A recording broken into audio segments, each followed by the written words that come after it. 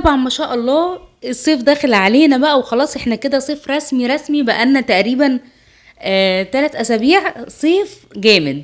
فطبعا ما فيش صيف من غير ايس كريم، وبالذات بقى في الوقت دوت لازم ترطيب علشان المذاكرة والامتحانات، والولاد كده ندخلهم حاجات احنا عاملينها بايدنا، وطبعا ضامنين كل مكون فيها، والاهم من ده كله انها اقتصادية جدا وهتوفر معاكي كتير.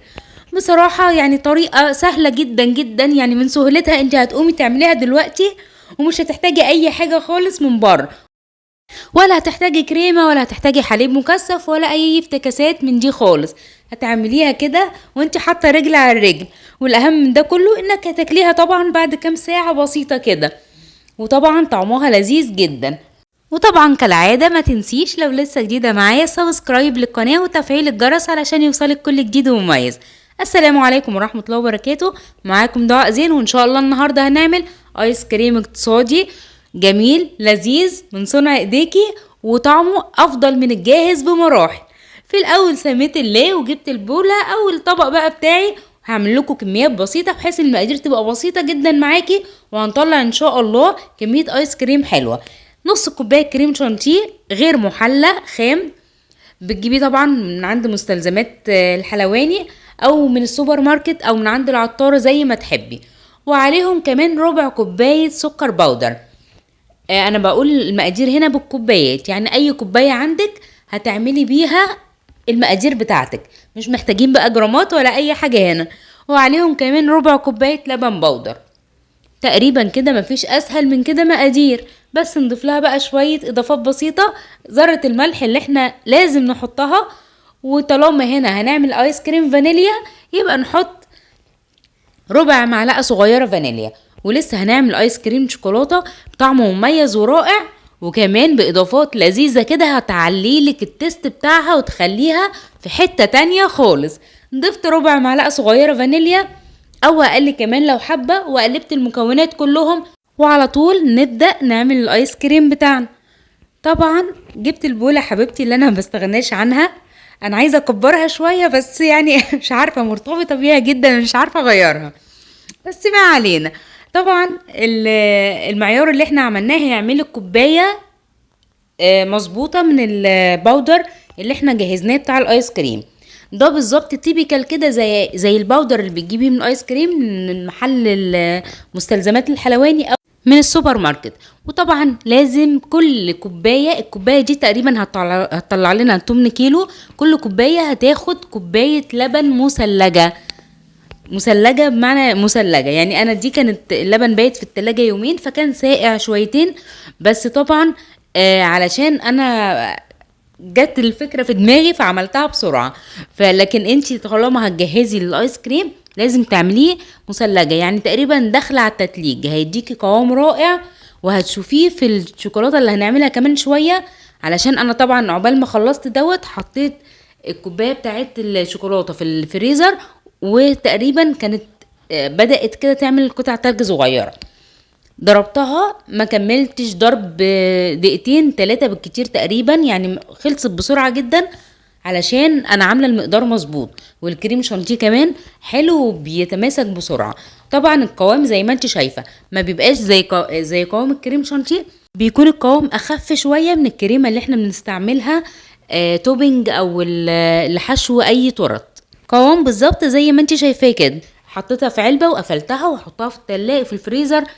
وتعالوا نعمل الشوكولاته نفس مقادير الشوكولاته، هي المقادير دي، يعني نص كوبايه كريم شانتيه خام وعليه ربع كوبايه سكر باودر، ممكن تزودي عليها معلقه عادي بس انا ما زودتش بصراحه، وربع كوبايه لبن باودر، وعليهم معلقتين كبار كاكاو خام نوع حلو عشان يديك طعم حلو. دوت ممكن في نوعين حلوين كده، لو حابه تعرفيهم اكتبيلي في الكومنتات وانا هقولك عليهم ان شاء الله. وعلى طول بقى الاضافه الجميله اللي هتعليلك تيست الشوكولاته وهتخليها يعني احسن من افخم محلات الايس كريم، نص معلقه نسكافيه او قهوه سريعه الذوبان، بتفركيها بين ايدك كده وبتحطيها معاهم. دي بقى بتخليلك الطعم رائع رائع بمعنى الكلمه. ما تنسيش طبعا ذرة الملح اللي لازم نحطها في الايس كريم، دي كمان بتظهر لك السكر بتاع الايس كريم حلو، وما بتعوزيش تزودي سكر زياده عن اللزوم.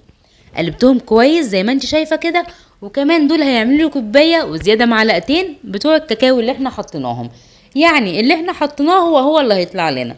ودي طبعا هنحط لها كمان كوبايه لبن مثلج. لو انت حابه هنا تعمليه بميه مفيش اي مشكله خالص، احنا حاطين لبن بودر. وطبعا لو حابه تعملي الفانيليا بميه برضو مفيش اي مشكله خالص، بس طبعا لو عملتيه بلبن هيديكي طعم اغنى واتقل واحلى كمان.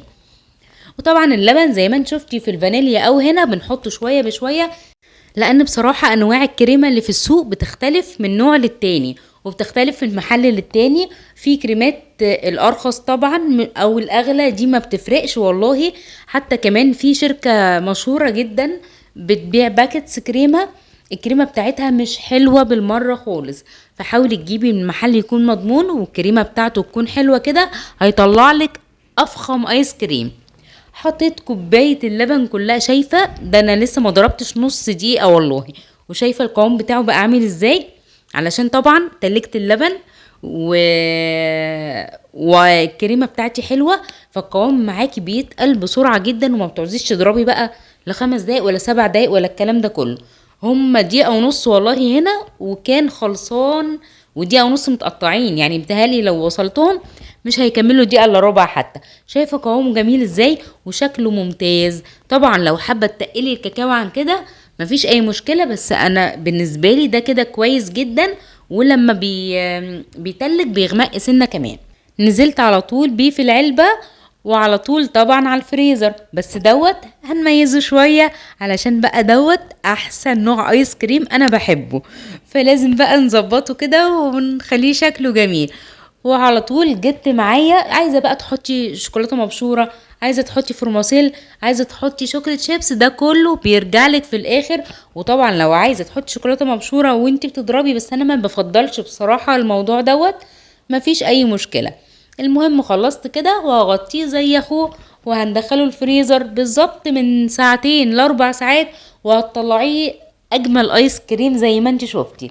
بصراحه ما بياخدش وقت، سهل وبسيط، مكوناته بسيطة جدا واقتصادية برضو، وسريع في عمايله كده. بس انتي طلعتيه من الفريزر اوعي تجيبي السكوب بتاعك وتعملي كده، اوعي، مش هيطلع معاكي حاجة خالص. تعالي بقى نشوف الطريقة الصح عشان تجيبي الايس كريم بالسكوب او بالمعلقة. لو مش عندك سكوب هتعملي نفس الطريقة، شوية مية مغليين في طبق كده وتنزلي فيهم السكوب، وعلى طول بيطلع معاكي بكل سهولة. وطبعا كل مرة بتجيبي منها تروحي منزلاه في المية المغلية تاني وتجيبي بيها، مفيش اسهل من الطريقة دي. يلا بقى كده نظبط الدنيا ونفرغ الايس كريم. وتعالي اما اقولك ما تنسيش شوفي ستيكس الطاقة او الستيكس المشبعة، بجد هتنفع الاولاد ايام الامتحانات جدا جدا جدا. حاجة مميزة ولذيذة وتحفة، وبتعمليها باسرع وقت ممكن من غير سكر ولا دقيق ولا اي حاجة. وتعالي شوفي هنا بقى الشوكولاتة، جميل وروعة بجد. طبعا الفانيليا زي ما انت شفتيه كده متاكل منه، كان احدهم معدي على المطبخ فالحمد لله عمل الواجب معاه. بس يلا مفيش اي مشكله، بالف هنا وشفا. بصراحة انا اصلا كنت بعمل الايس كريم وفي نفس الوقت صينية المكرونة البشاميل في الفرن، فما كنتش يعني كنت شوية هنا وشوية هنا.